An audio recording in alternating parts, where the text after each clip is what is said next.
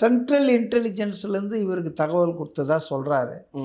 நான் வந்து அதை நம்பலை. ஏன்னா அது அந்த மெத்தடில் போலீஸ் வேலை செய்யாது.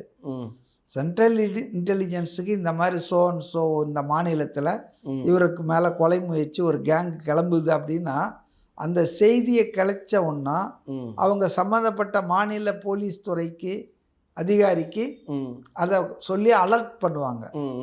இதுதான் மாமூலாக நடக்கிற விஷயம்.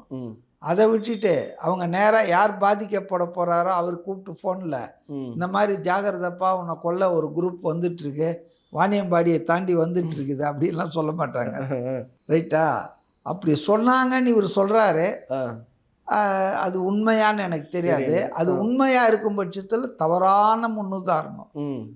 இப்படி ஒரு சென்ட்ரல் இன்டெலிஜென்ஸ் அதுக்கு கிடைக்கிற ஒரு உளவு தகவலை அது மற்ற அரசு நிறுவனங்களோட அரசு துறையோட தான், குறிப்பாக காவல்துறையோட தான் பகிர்ந்துக்கணும்.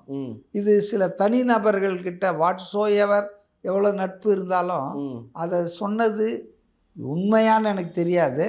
பட் ஆனால் இதில் வந்து இவ்வளோ ஒரு சிக்கல் இருக்குதுன்னு தான் நான் நினைக்கிறேன்.